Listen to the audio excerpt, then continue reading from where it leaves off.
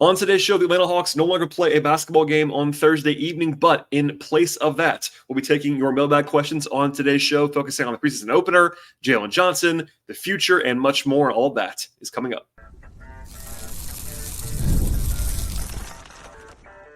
You are Locked On Hawks, your daily Atlanta Hawks podcast, part of the Locked On Podcast Network. Your team every day.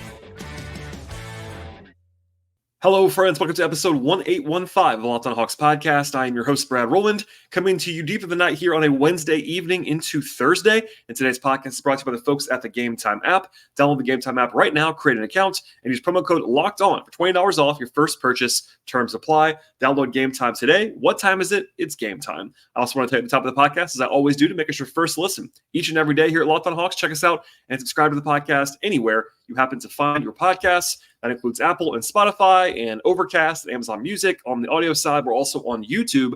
On the video side, please like the show as you are watching it. Please leave your comments and feedback on that podcast player, basically, of sorts. Also, please subscribe on YouTube. And importantly, tell your friends about the podcast. Well, it's been busy already in this space. The Hawks opened the preseason on Tuesday evening. I did a recap podcast, as I always would, breaking down all of what transpired in that game. So please listen to that show if you've not already done that.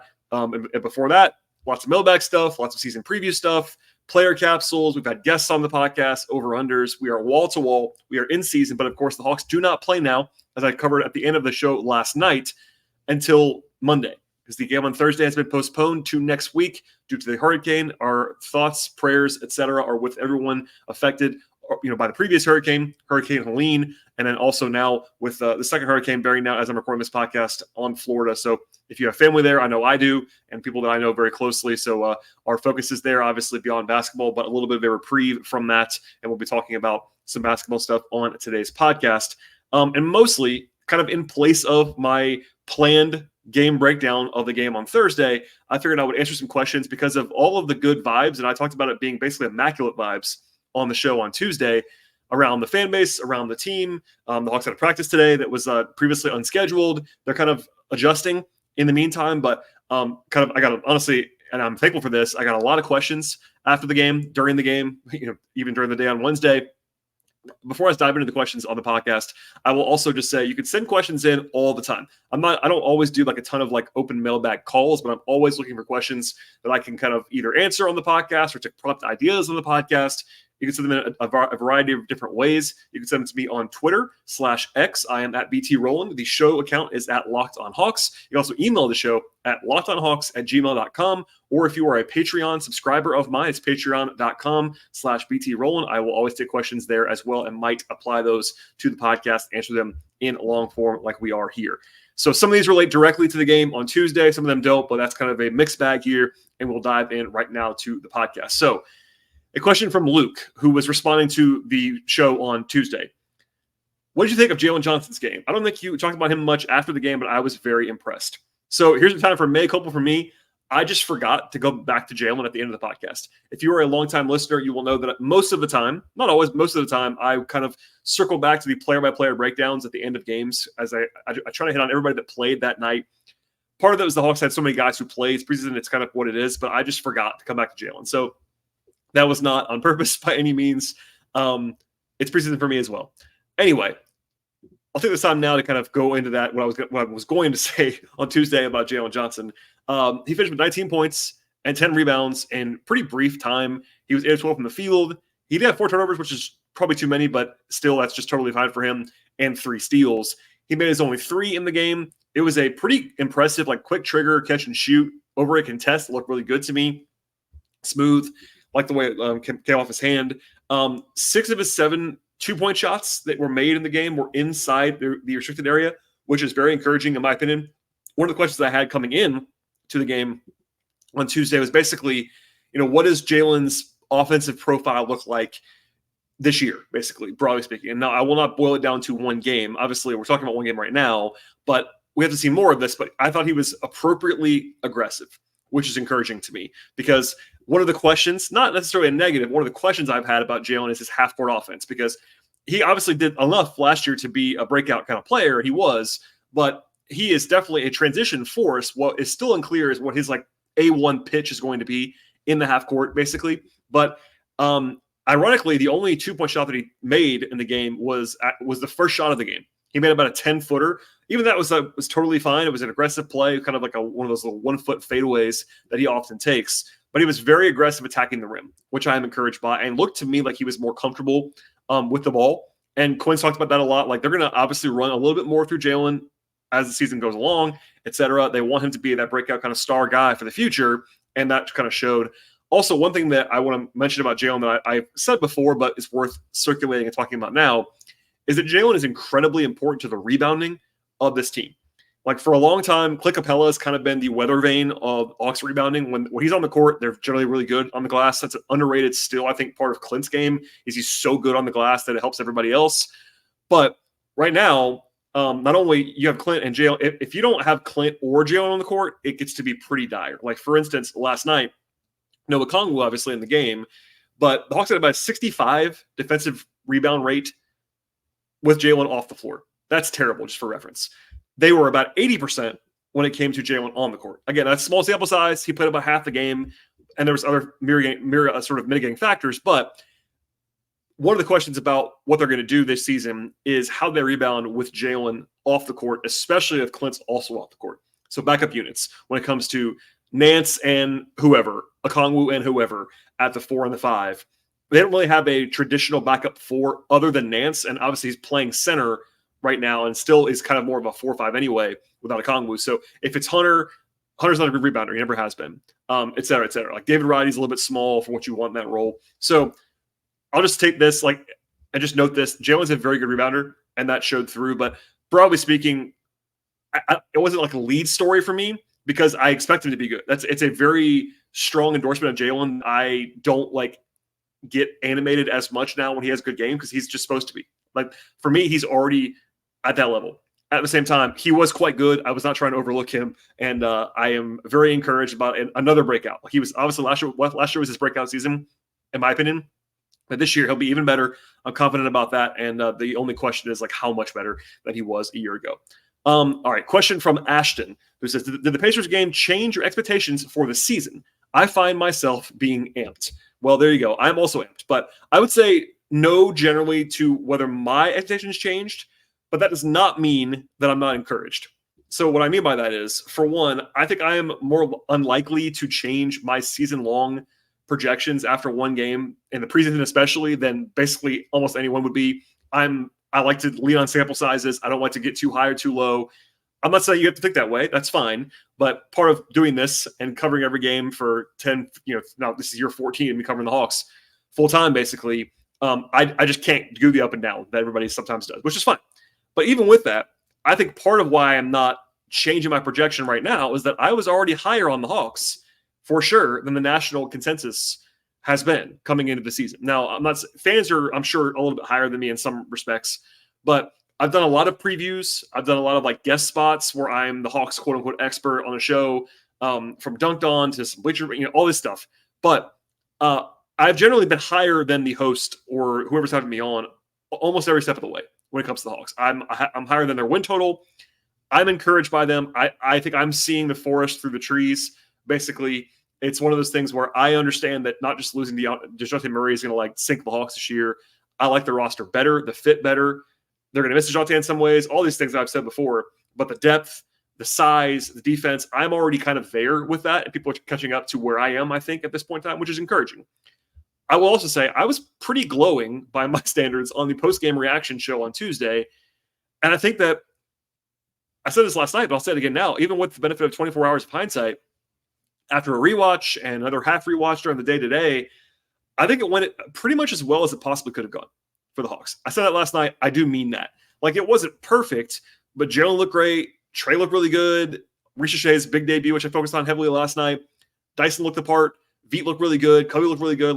All the stuff that I think matters and what I'm monitoring quite a bit coming into the year all went pretty well.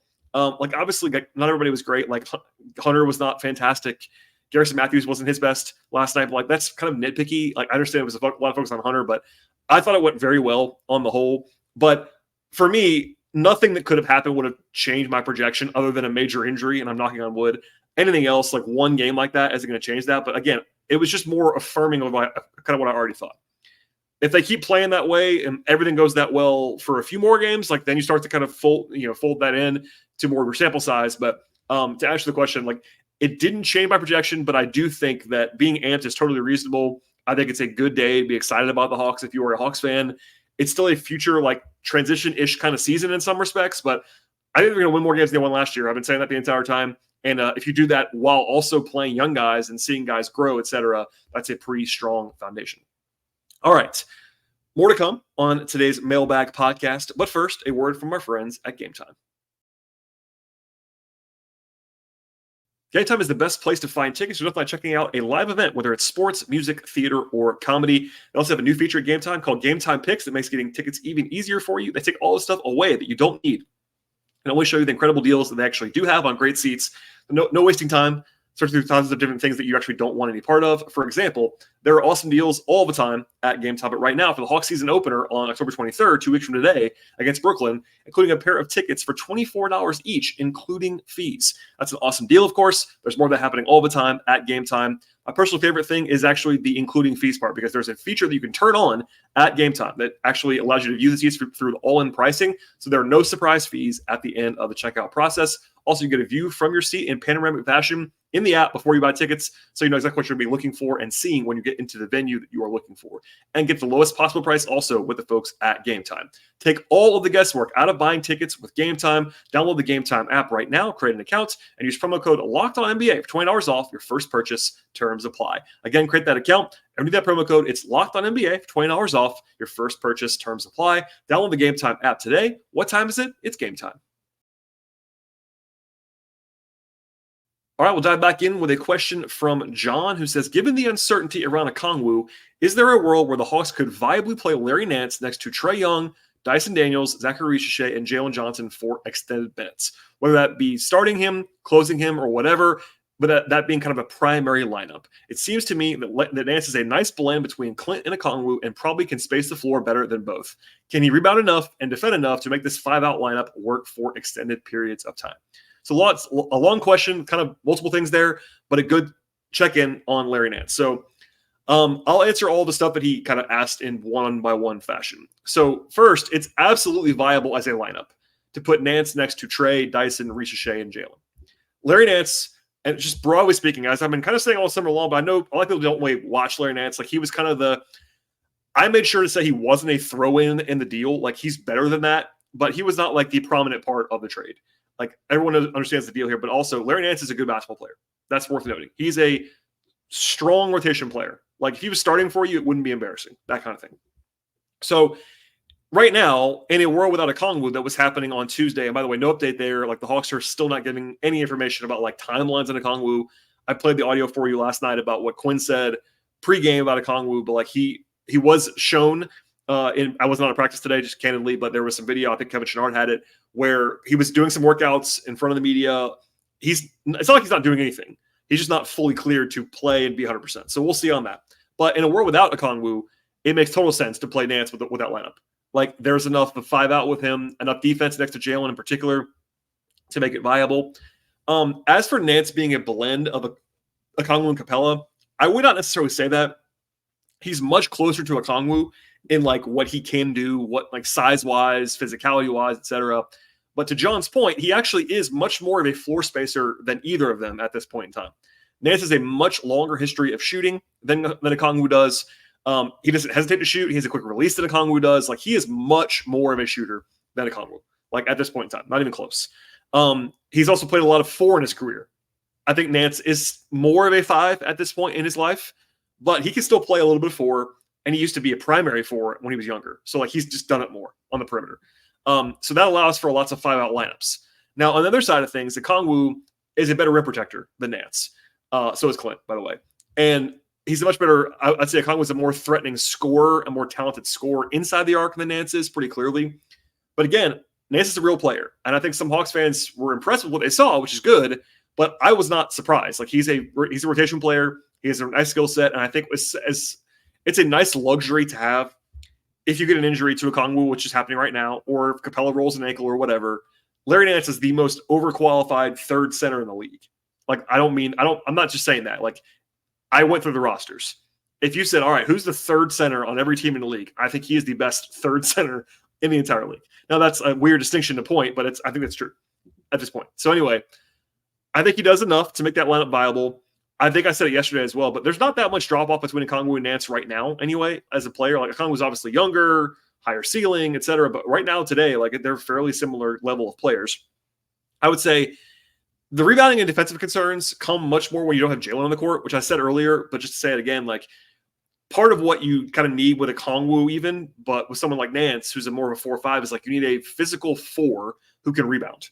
Because Nance is a fine rebounder at the 4, not great at the 5, same with Okongwu. If it's Nance and Hunter, in the same way if it's Okongwu and Hunter, like, that's a little bit too small rebounding-wise, et cetera, physicality-wise. But offensively, like, yeah, I think if you were trying to design a full-on 5-out offense without cheating, I would say, and putting Jalen at the 5, if you say who's the best to do that, it is Nance at the 5. Like, he is much more equipped to be a full-on 5-out player than Okongwu and, of course, Clint Capella. There are other things that matter in life, but if you just wanted to only do that with a real center on the court, he would be the closest to do that. So, yeah, he has real utility, real value, and last night was a pretty good example of that. Stay tuned. I still don't 100% know what the role is going to be if and when Okongwu and Capella are both 100% healthy. I think Nance will probably see some backup 4 time, but like, I don't think he's going to play a lot of center if Okongwu and Capella are both healthy. Maybe I'm wrong. We'll see on that, but he's wildly overqualified to just be a third center. So, like, he's too good to not play. All the things I've been saying all summer long. Okay, question from Kingston, who says, does it mean anything that the Hawks finally beat the Pacers?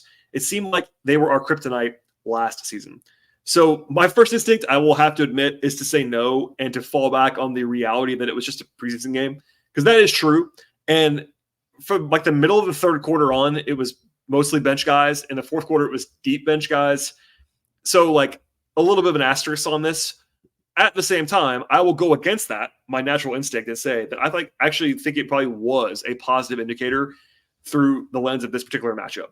So if you don't know this, last year, Indiana was a total nightmare for the Hawks. They beat them 4-0 in the season series. And here's the kicker. Pacers scored 150 points or more 3 of the 4 times. That's insane to even say out loud. Like, there were some games, I called one of them basketball on the moon, and I meant that. Like, it was like 157 to 152, just ridiculous stuff. The Hawks just could not slow them down, not even stop them. They couldn't slow them down defensively at any point, basically, in 4 games. Like, it was braceingly bad. No answers at all. Now, just to give the caveat, the Pacers were number 2 in the league in offense last year, so they are awesome there. And they also, like, tend to play at that pace. They tend to leak out. Like, their defense is not very good. They like to play those high-scoring games. At the same time, it was even worse than you expect, and the Hawks just couldn't deal with the pace they were playing at a lot of the season. So, like, yesterday, on Tuesday, in the opener, the beginning of the game was pretty ugly, obviously. They were down by 17 pretty quickly, but then they picked it up. It felt familiar at the beginning, but, like, every caveat applies. Like, the Pacers didn't have Miles Turner in the game. It wasn't full rosters, like no Bogey, no Okongwu. Like, it wasn't full go. But the Hawks immediately reset the game, and it was, like, off and running from that point. I think the offensive side, more fluidity, more movement in general, not only this matchup, but like overall. I think the personnel for the Hawks, as I've been saying all summer long, is just better defensively. They're bigger. They're just better across the board on defense. They still have weaknesses. Obviously, Trey, Bogey, when he plays, will be a weakness, et cetera. But if you take out DeJounte Murray, especially non-point guard DeJounte Murray, but in general, and Saddiq Bey, who I like those guys, but they're weaknesses on defense. And then add in more size, more defenders. You bring in Dyson, you bring in Risacher, who just got more size and acumen than they already probably. Larry Nance. Like, you didn't really replace those guys with anyone who's poor defensively. So talent-wise, upgrade defensively. Size-wise is an upgrade, just generally speaking. Not having 2 small guards together on the court by itself will be an upgrade, et cetera. So I wouldn't go overreacting to one game, and like no matter who they were playing. But I think it's probably a little bit encouraging that they did this against the Pacers, because they just had nothing. And I mean nothing for the Pacers last year. So to beat them in that fashion was probably a little bit of a small thing. I'm sure that no one would admit that in any like candor form, but maybe a little bit of synergy there after they were kind of to use the question reference. They were kind of the kryptonite for the Hawks last year, even though the Hawks had a bad season in general, but losing 4 games to that Pacers team in the way they did was memorable, and a little bit of a brush off the shoulder kind of thing in the beginning of the preseason run. All right, one more break here from our sponsors. We'll have more coming up in a second, but first, a word from our friends at FanDuel. Basketball and football are both here now in full force. You begin the season, though, with a big return at FanDuel Sportsbook. FanDuel is America's number one sportsbook, and now you can find a lot of different information sets from the latest stats to live play-by-play and so much more on the same page where you place your bets at FanDuel Sportsbook. You also get started with a great offer right now from FanDuel. That's $200 in bonus bets guaranteed when you place your first $5 bet. You should also know that FanDuel Sportsbook app is really easy to use as well. They have all the stuff that you're looking for across the sports betting space. They have point spreads, they have over-unders, they have money lines, player props, future bets, same-game parlays, live betting, and so much more. The app is safe, it's secure, and by the way, they have the entire range of sports as well. The NBA is definitely there, all kinds of offers to the NBA, but even beyond that, WNBA is there, NFL, college football, they have baseball, they have tennis, they have golf, hockey, soccer, auto racing, boxing, MMA, and so much more. And now is an awesome time to sign up with the folks at FanDuel Sportsbook. And the place to go is FanDuel.com to get started. And when you get there, get that $200 in bonus bets guaranteed when you place your first $5 bet. One more time, visit FanDuel.com and check out America's number one sportsbook. All right, a question from Bobby who says, did Kobe Buffkin answer the questions about what happens with Trey off the floor with how he played on Tuesday? So I am high on Kobe. I think compared to the consensus, I believe in him. I've been watching him play for 4 years now, dating back to when he was a Michigan recruit. But he couldn't possibly answer all the questions in one game, especially in a meaningless game. And I mean that in a kind way. It's a preseason game. It is what it is. But I said this last night, I'll say it again. I thought he played very well. I think that he was in command of the offense. I think he was under control, which is a very important thing for a guy who has not been a primary point guard his entire life. He has been at time, but not the entire time. He trained that way last year in the G League. He was playing point guard, but he's not a pure point guard in that sense. And he looked comfortable to me. Didn't force the issue. I think defensively, he looked great, honestly, which Quinn praised. That carries back to last year where he was solid, but I think he looked just comfortable, at least as the nominal lead initiator, the backup point guard. I said it last night. I will say it again now. When Trey went to the bench, Kobe came in. And that doesn't mean that that's guaranteed to happen when the season starts, but the early indication, if that was a good data point, is that Kobe is the backup point guard. I'm not saying that's definitely the case. One more time, but I've been saying all summer that my educated guess was going to be he gets the first shot at that role. Nothing from last night changed that. Whether he can handle it remains to be seen, but that's my projection, and even probably a little bit stronger after yesterday. I also want to use this question though to play some audio for you from Quinn after the game on Tuesday. So it's pretty extensive. It's like 2.5 minutes long, and it covers two different questions, but basically, he first responds to a question from Jackson Caudill about how Kobe played, and he gets into that. But then he also changes it over to kind of openly how he's talking about how he wants the Hawks to play, both with or without Trae Young. And for me, it particularly applies to the non-Trae minutes. He references Trae, as you'll hear in a second. Obviously, everyone understands that Trae is the one guy on the team that's a obvious primary initiator. So his rules are a little bit different. But everybody else, they're playing with more movement. That's a focus for them. So you hear that question. You also hear a follow-up from Edwin Powell of Hawksbeat about Vit Krejci, where Quinn kind of pairs those things together while also praising Vit. So I want to play this clip for you. Again, it's 2.5 minutes long, so my apologies, but it's interesting, and it came from Tuesday night. So here is Quinn talking about Kobe and the offense and Vit and all that kind of wrapped into one bundle. There was a few possessions, where we really moved the ball. And he was part of initiating the possession and getting us an advantage, and then we kept playing. And that was good to see. It's for us when we have different guys. We can get a critical mass of guys on the floor that are passing the ball and spacing and continuing to play. The probability that everybody does it goes up. And as soon as we get 2-3 guys that aren't doing that, it becomes very difficult for the rest of the group to do that. So when Kobe comes in and he's passing the ball ahead and doing some of those things offensively, it really connects us. And maybe the best thing that I thought he did tonight was he defended. To see him get up the court. That's something that's going to be, we'll be able to see that some on film tomorrow where we had breakdowns. They put a lot of pressure on you. You have to guard your man in space a lot of times, but the times that you are able to help, you need to be there. needed to be there. We weren't always there, but I thought Kobe's ball pressure in particular really gave us a lift. Coach Fit had himself some pretty explosive plays in the second half. He really handled the ball a lot in the second half. Is that something you see him doing as one of your primary ball handlers, like going forward this season? Yeah, I think that's one of the things that our team has to kind of figure out. Something. Talking to Trey and JJ even at the beginning of the game, we're trying to do some things that puts guys in some positions that are a little uncomfortable. Veit is comfortable handling the ball, and other guys have to be comfortable with Veit handling. And we're obviously comfortable with Trey handling. We have other guys that can handle the ball, maybe not on the same level as Trey, but you get Jalen in the open flow with the ball, and then Trey can be off the ball, and it comes back to him. That level of trust that it requires is unique. You have to trust to give the ball up early, that you're going to still be a part of the play. And that's something that's been a big point of emphasis for us. When you get pressured up the floor the way they were at times, if there's one guy that's trying to bring it up against full court pressure, then, and you don't have to do it, why would you do it? You can just throw it to that guy, and he can bring it up. And that's the level of trust that will continue to develop as we continue to play together.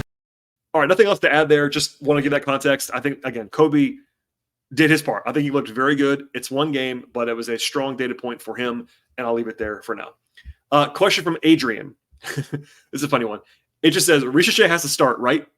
I admit I didn't listen all summer. Come on, Adrian. You should listen. But anyway, just download the podcast.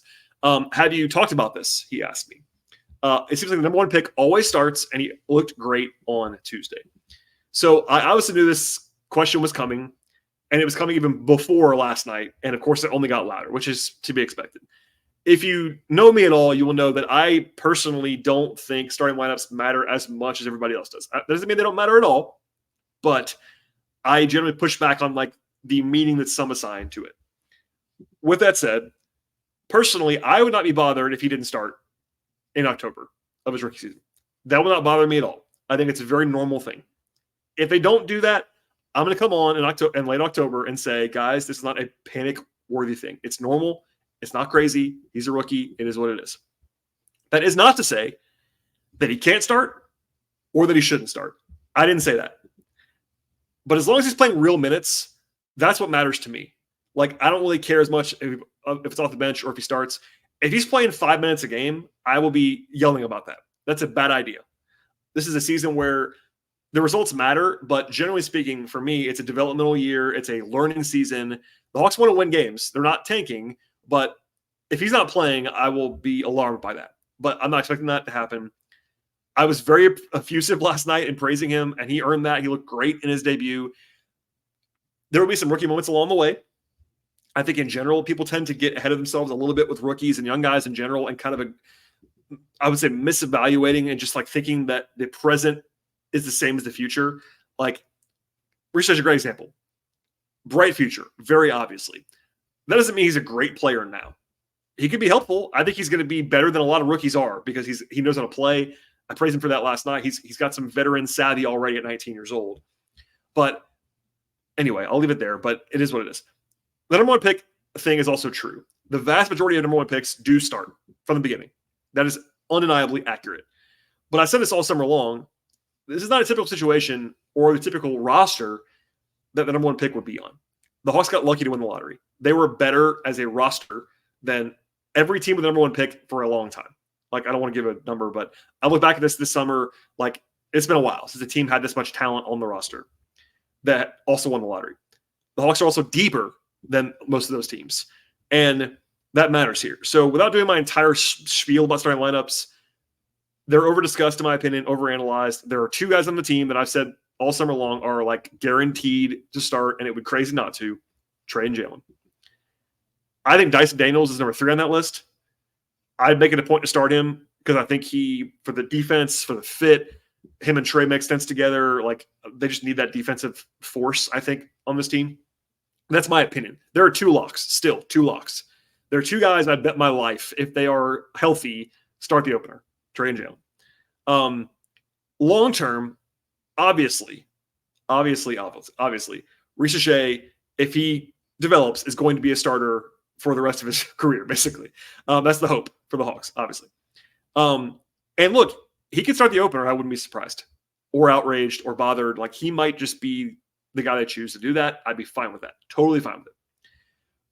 But a lot of people will be more bothered if he's off the bench in October than I will be. Again, the only way that I'd be actually bothered is if they just didn't play him or didn't play him enough, in my opinion. But if he's playing 24 minutes a night in October of his rookie season at 19 years old, I'm fine with that. I understand it, and it will not matter. And look, I think last night was a perfect storm in some respects. And look, it's the first game. People are itching for the content, itching for the takes. I get all that. Hunter had a bad start, and it became immediately bench Hunter. He can't play. Risacher has to start. And we just went 0 to 100 very fast. And I'm not – look, I will sometimes defend DeAndre Hunter. Sometimes I won't. I think the ship has kind of sailed about him like breaking out or whatever, but he's still a reasonable NBA player. It is what it is. But long story short, like, I'll come back to this later on, and not just with Risacher, because, again, you have the never-ending center discussion between Okongwu and Capella. But even that one, right now on October 9th, as I'm recording this podcast, if Okongwu's not ramped up all the way to play, like, I expect Clint to start the opener. Now, we'll see if Okongwu plays on Monday, it might change. But if he's not 100%, that makes the decision a little bit easier for them. They just start Clint, and they will figure it out later. TBD on that. TBD on Dyson. Bogey is their third best player. At this moment, Bogey is their third best player. Very clearly. It's Trey, Jalen, and Bogey. And Bogey may not start because he was great in the bench role last year. There are lineup considerations. Like, your best 5 players don't always start. That's the name of the game in the NBA. Do they close games? Yes. Will Bogey close a lot of games? He should. He's really, really, really good. But he might not start. So anyway, I'll come back to this later on. But that's where I am, basically, is like, I get the reaction. He was really good last night, and number 1 picks do start. But it shouldn't stun you, because I've been telling you all summer he may not start. And it's okay if he doesn't. But just prepare yourself for a little bit of discourse, because I think Quinn – last year, he was intentional about not starting lineups or even make any sense in the preseason. Last night, he started a lineup that made very logical sense to start in the opener. He didn't have to do that, and he did it. I don't know. I'm not going to commit to that being the lineup that starts October 23rd, but it might be. All right. Last question from Garrett. This is a shorter one. I'll sign off. Garrett said, "Can I get excited about Seth Lundy? I'm a Penn State fan, in full disclosure, but maybe a game winner could get him some playing time." So I'm ending on this one. I'll say this. I like Seth. I've always liked Seth. If you're a listener back when they drafted him a year plus ago, I had a late first-round grade on Seth Lundy in that draft. I thought he was a top 30, 35 guy in that class. The Hawks got him in the 40s. Really good value. Older guy, yes, but a clear skill set as a shooter, enough defense to be reasonable. Has that 3-and-D wing that everybody wants, obviously. I was very happy for him on Tuesday with the game winner. Obviously, it didn't matter, quote unquote, but it's still a fun moment. They got to celebrate that. He basically missed the entire summer coming back from ankle surgery. Even today, he gave some quotes. I won't play the audio for you, but at practice, like, he's still not 100% cleared from what he was saying to the media today. Like, he played, but I don't think he's like full all the way back yet. But that was a cool moment for him. I was happy about that. As far as whether he's going to play this year, I tend to think he won't in the NBA because there are other things in front of him. There's a lot of depth in front of him. That's the biggest thing. Like, Vit Krejci is like on the fringe maybe, and like he's better than Seth Lundy right now by a considerable margin. Even Garrison Matthews, like, I think Vit's ahead of Garrison, but Garrison played last year regularly and is clearly safer option than Seth Lundy right now. You get into like the fact that they have other, like Kobe, you had Dyson, you got Risacher. Those are the obvious guys. Bogey, like the wing is a lot more deep than it was, and also he's on a 2-way contract. So Lundy, along with Keaton Wallace and Don Barlow, are on 2-ways. And while some 2-ways play a lot on this team, I'm not expecting any of those guys to play very much. And if that's the case, if the Hawks are relatively healthy in October, and well, I guess when early in the season, the G League season hasn't started yet. Once the G League season starts, if the team is healthy, you will see the 2-way guys in the G League because they can. It's very logical. They go back and forth. The Hawks have their G League team close by. Seth is still a young player. You want him to play, develop. So would it surprise me if he played some minutes in the rotation that mattered this year? No. But will it take injuries to have that happen? I think yes. And I'm still a believer in Seth. TBD on what his future is going to be, but I think he would be totally fine. Like, he would not be out of place on an NBA floor right now. It's just that there's just a lot of guys ahead of him, which is okay. That's kind of the reality of a deep roster. Okay. That's all I have on today's podcast. Hopefully this kind of fills the void of where a game was supposed to be on Thursday evening. I am planning to do a little bit more podcast content going into the weekend in prep for the game on Monday, which is at home. Again, the next time Hawks play will be at home on Monday in their final home preseason game before they have the opener. Actually, as I'm recording this podcast on Wednesday evening, it's 2 weeks from today. So 13 days you're listening to this podcast on Thursday. I'll also be playing a game that counts. So please stay tuned. Please subscribe to the podcast. I will have more in the next few days. I don't know when I announce that just yet, but I have plans. There'll be stuff on the feed, to be sure. Subscribe to the podcast. Apple, Spotify, YouTube especially as well. The best thing you can possibly do to help the show, as I say regularly, is to, number one, patronize our sponsors. Number two, subscribe and download the podcast on multiple platforms. If you are a YouTube watcher, thank you for being here. Also, if you want to help the show, be huge for me if you would go ahead and subscribe on Apple or Spotify and auto-download the podcast. Thank you for your support on that. Also, follow the show on Twitter /X at Locked On Hawks. Follow me there if you want to at BT Rowland. If you want some more Hawk stuff, bonus audio, my writing sometimes, my little quips, updates, et cetera, you can follow me there on patreon.com/BT Rowland. Again, that's patreon.com/BT Rowland. I appreciate your support on that as well. Thanks for listening, everybody. Enjoy the rest of your Wednesday. If you're listening to this podcast late, I appreciate that. And the sickos just stay up very late to see when the podcast posts. But enjoy your Thursday. I'll have more coming up. Stay tuned, and we'll see you all next time.